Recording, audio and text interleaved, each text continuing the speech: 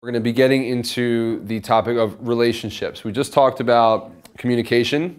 Obviously, communication ties directly to relationships, and we established that already. You can't build a relationship with anyone without communication, so those two go hand in hand. As the first part of this segment, because we have guests that are actually working right now, like we have people that are calling in that are at their jobs, we're going to start with my band's manager and a very good friend of mine, a mentor in a lot of ways, Mr. Mike Mowery, who is the founder and CEO of Outerloop Management. They manage a bunch of great bands. Mike is one of the head managers over there as well as being the owner of the company. And my band has been lucky enough to get some guidance from him. I've been lucky enough to work with him because of Band Happy, because of other endeavors, and he's just a great guy. So I really would like to introduce Mike, and we're going to talk about relationships, and I got some good questions for him, and I'm sure he has some great stuff for you. So he'll be queued up here in a second. Get myself ready. We're actually just still trying to get Mike. Okay. So does anybody have any questions here before we go forward? I know we have some questions from the online audience while we get Mike dialed back in on Skype. All right, well, I have as we're waiting for him, a big picture question, if you don't mind. This is from VDrum24. And he says, speaking of skill level and commitment, which is what we talked about so far today, in your opinion, what do you think are the defining qualities, musical skill or personality, that successful musicians have versus those that don't make it or give up before they do? Perseverance is huge. Just really being persistent and not giving up. Having good communication skills, that's fantastic. Being self-aware and being able to actually really put in the work. I mean, the persistence goes with that, but I think you really have to be committed fully. You know, and the most successful musicians or successful business people that I know are fully committed to what they do. And that's something we're actually going to talk about as the last segment today, is the commitment to the hard work. But I think those are things that you have to do, and then whatever your talent is, it falls kind of, you know, within that. Like, you have your talent as your main thing, and then if you work hard at it, if you're persistent, and if you're good with others, then you can get far. That's what we were talking about actually at lunch. I was like, you have to be good at something, you have to be a good person, and if you have those things and you work hard, you can succeed, you know? Cool. And then I think we have Mike now. How you doing, dude? I'm doing well. Can you hear me now? I can hear you now. You're looking great. You did get a haircut. Looks good. You know, gotta dress to impress, buddy. I hear you. I hear you. So are you in your office right now? I am. Okay, cool. I've sat in that very seat. I know where he is. So I'm just going to give a brief sort of introduction to, you know, how we know each other and our working relationship. So Mike started managing Periphery back in what, 2009 or so? Sounds about right. Yep, about 2009, and that's when I joined the band. And prior to me joining, the band had already met with Mike, and one of our previous band members, who actually is not in the band anymore, was really the point person with Mike and with Outerloop Management. And I, sort of being the new guy, sort of just took the back seat. I made it known that I could obviously have opinions and that I was a very talkative guy, but I definitely sort of followed my role in the band of being the new guy without really trying to step on anyone's toes or get in the way.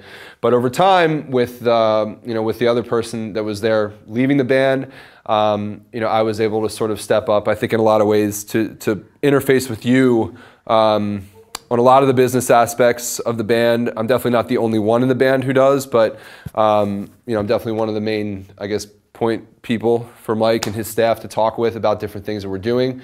But something that I really want to focus on today, Mike, is relationships. And for you, what I was saying before is so much of what you do to help your bands happens behind the scenes. And you and I have talked about this a bunch. There's really even no way to quantify that work or to put a value to that work that you put in.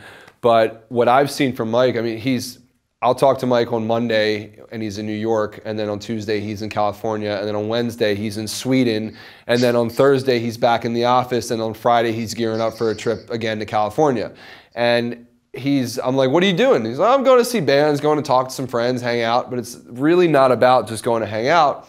It's about the relationships that he's maintaining and that he's building, because you never know, I think, when two people will line up and say, you know what, we never thought we'd work together, we haven't worked together yet, but I'm really glad we know each other because now we can work together.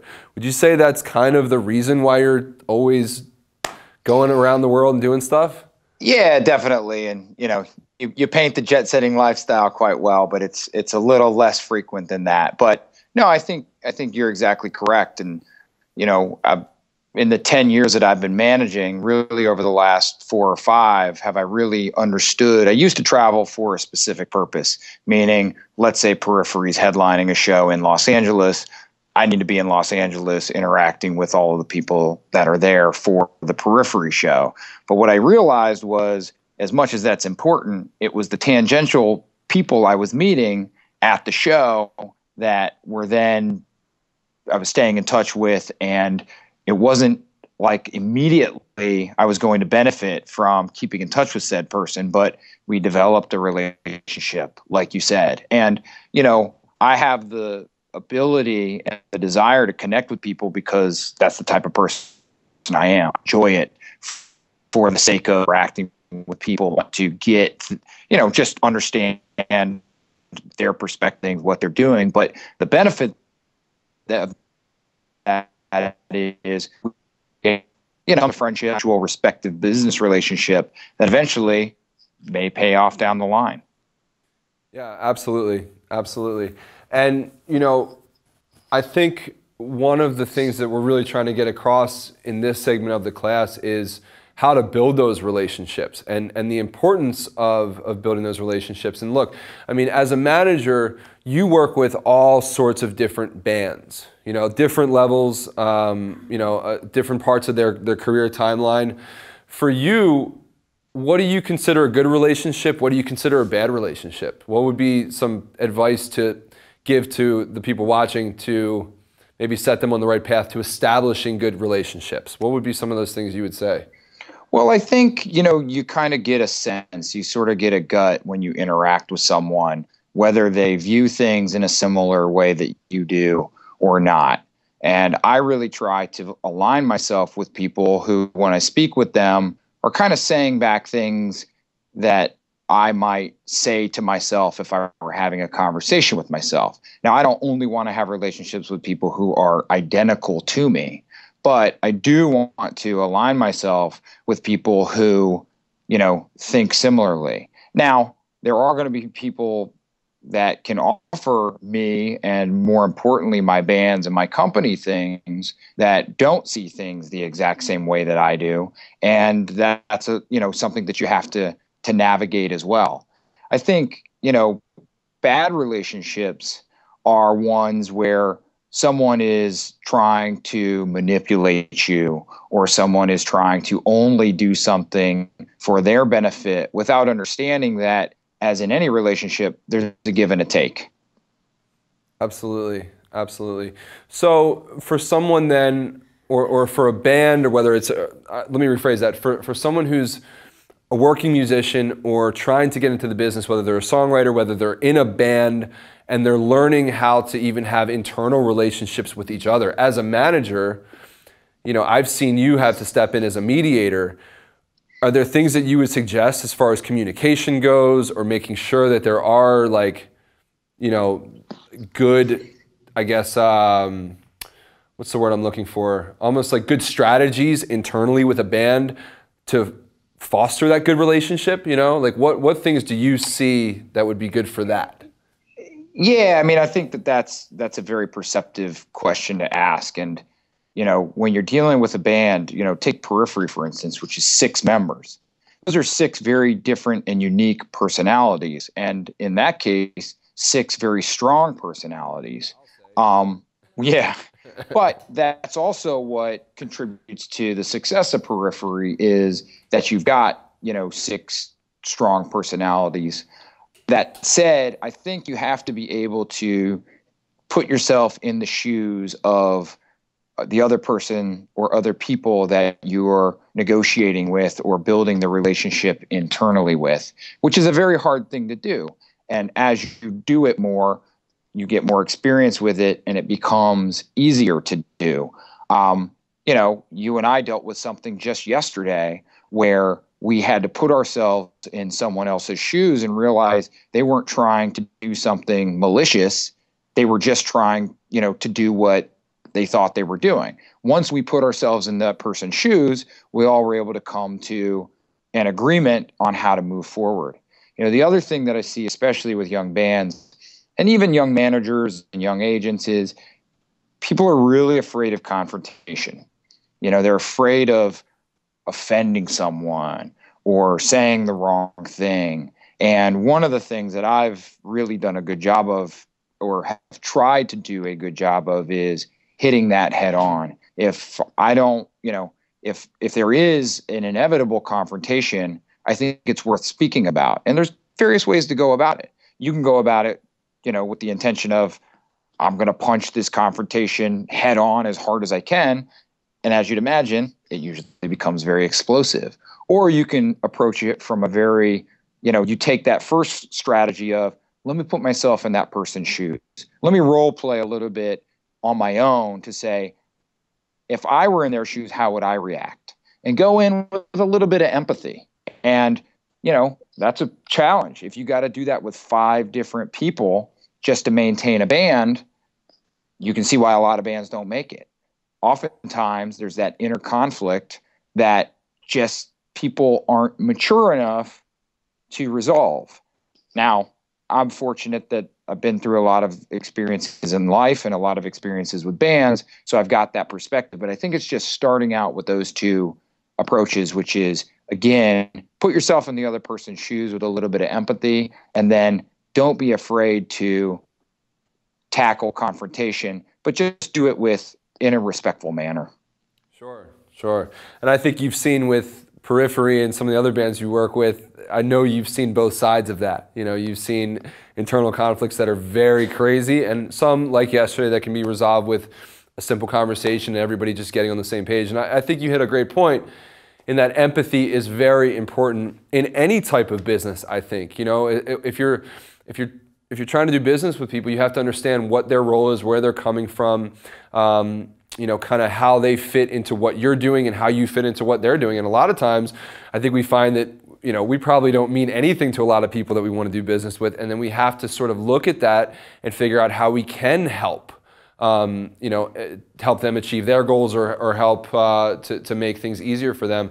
And I know from talking to you, I mean, you have great relationships with other industry people. You know, how do you go about building those relationships? I mean, is it as simple as, you know, just hanging out with them, or is it as simple as you said, having that confrontation to get to a point where you do have a good relationship? Because I know there's business people you work with that you do butt heads, and it's not always easy.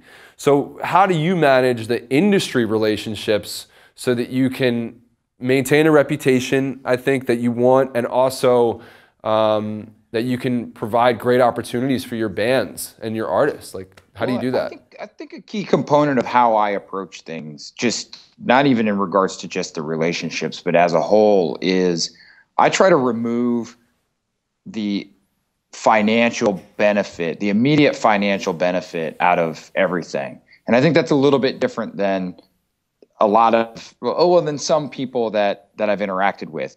Their immediate thought is, okay, how can I go in and benefit immediately or within the very short term? I usually take a very long game approach and say, look, you know, it isn't about whether or not I can get a band on their tour and that band makes said money and therefore my company makes some money off of that. I look at it as, how can we be in business for the next 5, 10, 15, 20 years? And, you know, when it comes to the butting heads component, which inevitably there's many, many different personalities within the industry, just as there's many, many personalities within, you know, respective bands.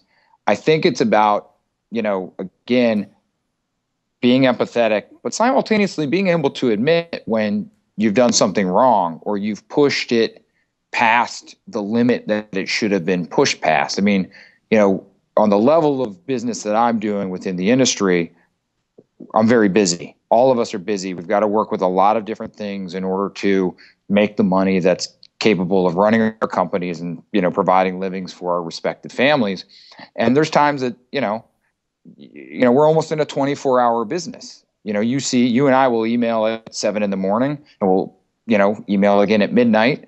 And in that time, but yeah, during, in that time, many things can go on. And, I've found, and this goes back to relationships, and I think that this is really important, especially as we're talking to, people that are new into the business, whether they be bands or managers or agents or labels, you name it, is phone communication and in-person communication are vastly different than email and text communication. Email predominantly can get a point across. It's a nice way to just send information out. But if you want to have a conversation, and we did, again, to go back to Periphery, we did a really good job of taking a lot of things, really important decisions, away from email and bringing them into a conference call environment. So the inflection in our voices was interpreted the right way. You could say one thing and you're sitting there with a smile on your face, but the text of it, when I read it, says, wow, why is Matt angry?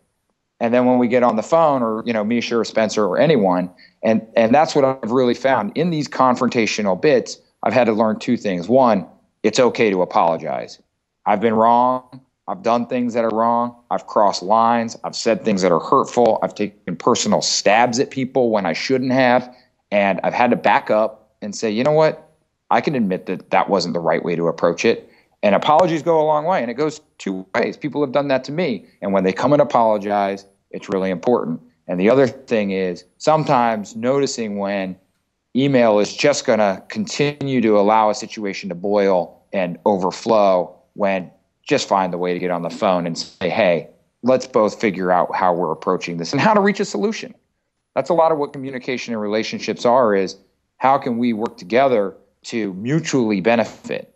That's really a very important key in relationships to me, is how can, Periphery and Outerloop is a good example. How can we benefit together?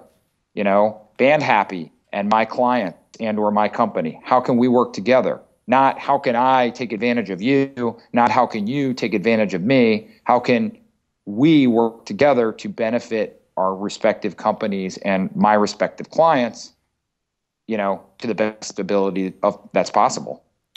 Definitely. And I think something to go along with that is, I've noticed that as you and I have grown tighter as friends and as business partners, so to speak, I think the amount of work that we both put in is very telling to how much we actually want to devote time to each other. And I think that's something that can be expressed like with a lot of different relationships. If you saw me just kind of messing around and not taking things seriously, you probably wouldn't want to email me at midnight or 7 a.m. to talk about the business that we're doing. You probably would not waste your time, and vice versa. If I saw that you weren't working hard at what you do, I wouldn't have wanted you to contribute to a class like this, for example. Because I think it's all about the persistence, the hard work, the commitment, and then the relationships and how you handle those relationships. And one of the things that I really think is important, and you touched on it, two things, is the mutually beneficial thing. I mean, relationships that you build in this industry, you always need to look at it from that side. How can it mutually benefit me or my company and the other party that we're working with? How do we make it so everybody's happy and that when we work together, we're all working together for the common goal? And two, you need to be able to not communicate intense topics or conversations through a text message or through an email. You have to get on the phone. And I said this earlier, go out and start talking. Go talk to people. Have a real conversation. Call someone. Get used to doing that, because conversations with our friends and family can a lot of times be easy. Conversations in business, a lot of times, you got to be a great listener. You have to communicate your point. And if you're in an intense conversation, you really have to, not be defensive and not be angry. You have to figure out how to get your point across, even in an intense situation. I think for you, I've seen you really keep your cool in a lot of situations where other people may fly off the handle. And I think that's really important. So I've seen you get mad too. A lot in the last few years, I'll put it that way. Yeah, but, fair enough. And I think a lot of it ties back to, the fact that you mentioned my travel schedule. And a huge component of that is, in person, not necessarily, there's times that, again, I need to go see Periphery play live, or I need to go visit your label and, discuss a marketing plan. But it's really about spending time with people. And, from my perspective, there's people that I like in this business. I don't have to be best friends with them. I like them. I like the way they do business. I want to help them out. I want to, if they're managers, help their bands and take them on tours. If they're labels, sign my bands to their labels, because those are the interactions that, like you said, you thrive on. You see the hunger, you see the persistence, you see working for the mutual benefit of one another. And that's where a lot of that in-person communication really goes a long way. Definitely. Now, I know you have some other commitments, so I don't want to keep you too long. I know you got to roll, but I just have two questions that I wanted you to touch on if you have time. One is, what do you look for in a young artist or a young band that would attract you to want to start managing them? That's the first question. So we'll start there, and then if we can get to the second one, we will. Yeah, I mean, there's so many things, in all honesty, and oftentimes I need to be able to see some sort of spark in them, whether it be a musical spark, whether it be star power in the frontman spark. Sometimes it's just a personality. I like a personality in the band and think that, okay, I've seen this and have worked with people like this, and think that if I get in there and coach them, because sometimes that's what management is doing, especially on the really developmental level, they can grow along with me and listen to me in that regard. I don't need to be all controlling, but I do want people to be able to absorb a lot of the knowledge that I've picked up through the experiences, that I have. There's other things that are real contributing factors. I mean, have they done some things on their own? Getting out there and doing it on your own, and doing a tour or recording music without thinking that, the world owes me something because I did a demo in my basement, is really valuable experience. So there's a number of things, but those are some of the few that really help me determine at an early stage whether I want to follow something or not. And then what about, so that's great. That's great stuff. What about people that would want to potentially manage bands or get into the industry side? Like for you, how did you get into it? And is there recommendations that you would give anybody who isn't necessarily an active musician, but really wants to get into the business side? Yeah, I mean, I was sort of fortunate. I had a really good friend in a metal band called Darkest Hour that was doing Ozfest in 2004. But the reason that they looked to me was I had some experience in and of myself. I had been out as a tour manager. And you find oftentimes a lot of managers, especially the successful ones, have done something else in the business or worked at a management company. One of the things that a lot of management companies do is they provide internships. And, interns come in and, they do valuable work that, companies need to have done. And that's where they start to form that relationship. I've been very proud that over the probably 20 plus interns we've had, I would say at least 30 to 40% have gone on to viable other work within the industries. We've got people at major labels, we've got people that are managing producers and bands in and of themselves. But it's, to me, you've got to have that hunger and that determination, and understand that, management is very entrepreneurial, and in that sense, it's not a 9-to-5 job. Us talking about emailing at 7 and emailing at midnight, we don't do those to each other at every single day, but more days than not, we are up and around and available and thinking about how we can grow our respective companies and, provide, especially in my case, provide for my clients. So I think, again, getting in somewhere in the business, getting your feet wet. Some of the best managers I know were A&R people.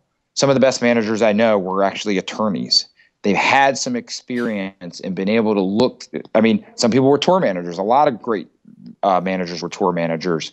And those are the experiences that kind of just give you the ability to relate to not only bands, but other people in the industry. So that's great. Do you have a second just to take a couple questions if there are any? Yeah, no problem. Okay. Are there any in here? Yeah. Thank you much, Mike, for taking the time. This is awesome. And just real quick, I wanted to say the email versus live talk thing is so big. My band emails all the time, and it's amazing how many things get lost in translation. And the second we get on a video chat or a phone call, it's like, oh, that. So totally. So I actually wanted to ask an interesting question.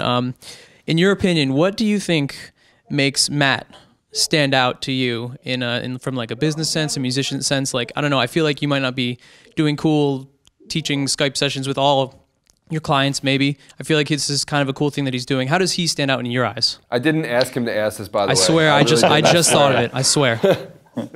No, it's all good. I mean, I think, Matt, and right as I came on, he was touching on some of the things that, that draw me to him. He is a persistent, hard worker, but he also has a great ability to really be passionate about what he is working on, whether it be Periphery or whether it be Band Happy. And I know his time is often pulled in between the two because, or his drum clinics or whatever. But part of the reason that he excels at that is he's able to compartmentalize each one, understand how they interact with one another. And when he's focusing on each respective one, give his undivided attention to it and push it to, the 110th percentile. Matt's a unique guy, but he's got characteristics that I think a lot of people can develop and aspire to. He's also charismatic, which can't really be taught, but the more you get out there and the more you talk to people, the more that ability to draw that out of yourself exists. So hopefully that answers the question. I'm blushing. Thank you. Yeah. Thanks, buddy. You're welcome. We have a question over here from Evan. I have a question for you, Mike. Curious, you mentioned the spark and you needing to be able to see that spark in a band, or it's like a personality that's attractive. Where do you and guys like you end up seeing that? Is that, are people sending you demo tapes, or where do you find, is it some one of your buddies that says, hey, you got to check out Periphery, they're really good? Where do you find that? There's such a breadth of ways that we find music, and sometimes it's, I've got a number of people on my staff that are, that's part of their job description is be cognizant of what new music is coming out. And so, they're paying attention to message boards and, YouTube or whatever way that they are finding it, they'll then deliver it back to me. As my careers continue to grow and I've developed the relationships that Matt's talking about, I'll have booking agents call me and say, hey, have you heard of this band? I'll have labels call and say, you know what, we're going to sign this band. We want a good manager in place. We think it fits with you.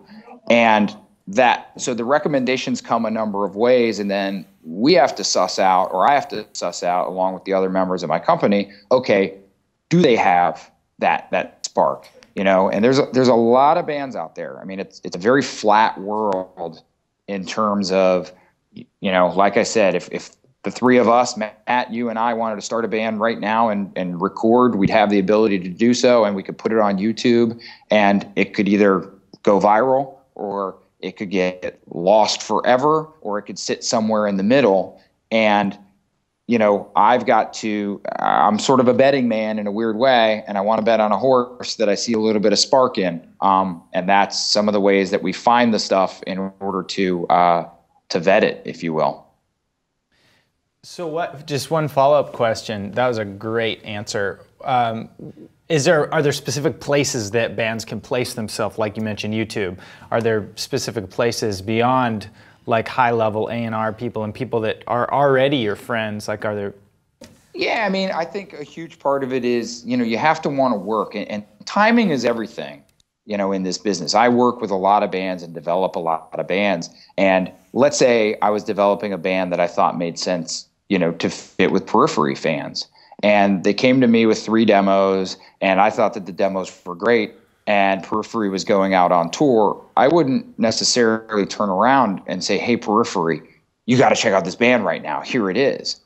I would encourage the band to develop a little further. Let's get something out there that's a little bit more polished and, ready for Periphery to take seriously. And I think that's an area where a lot of bands have, you mentioned, do we get demo submissions? I get, hundreds of emails throughout a year of check out my band, here's our link. And there's not really much to it, because in all honesty, they just don't have that much going on. They haven't put a good video together and promoted it to themselves and had anything go on with it. And then where the real problem is in my mind, it's just one email and that's it. And it's dead. I mean, for a guy like me that gets 250 to 500 emails a day and I'm focusing on my clients, the chances of me really paying attention to something, if you email me once and don't follow it up with a phone call or follow it up with anything else, are slim to none. Persistence. But again, timing is everything. Right. If you're contacting me when you have nothing going on, your persistence borderlines on annoyance. And so you've got to have something going on. And, listen, I don't consider myself, the A level of managers. I think I'm very good at what I do and I'm very proud of what I've done. But, take a baby step. Find someone else who might know me. There's plenty of local venues in my area. Maybe try to figure out how to play that venue and impress the guy at the venue who then is like, oh, well, I need to turn around and tell Outerloop that this band exists. Yeah. If you live on the other side of the country, obviously that isn't as easy, but maybe there's a management company on your side of the country and you can get in and play that venue. I mean, that's just one example of take a baby step prior to trying to go and garner the attention of somebody who's probably got a number of things ahead of you in terms of that we're looking at. Yeah, and real quick, just a quick story. So to go along with this, I did a drum clinic in, again, New Jersey, at a place called Russo Music, and the guy who was there working, setting up the drums for everybody was just the coolest dude. His name is Wills. And he's the coolest dude. I didn't even know he had a band. He didn't tell me. He just did his thing. He was so nice, so helpful. And then about a year later, we sort of kept in touch. A year later, he calls me. He's like, hey man, can I ask your advice on something? Can I talk to you? And I was like, sure. Because he was, just a great guy. And I was like, what's up, man? Anything? And he was just like, well, I have a band. I was like, you do? Awesome. He was like, yeah, I have this band. We just booked our own West Coast tour. We did a tour by ourselves. We sold merch. We had 50 to 100 people coming out in these areas we'd never been to. And we just need to know how to get to the next step. And the fact that he put in that hard work and the band put in that hard work and that he was such a cool guy just inspired me. It was just so impressive. I called Mowery and I was like, dude, I don't know if this band's gonna be your cup of tea. I don't know if it's your thing, but you should just talk to this guy. And just because this guy Wills was so cool to me and Mike Johnson and JP Bouvet on the one day we met him, it didn't push anything on us, but it's just cool. Now you're managing his band.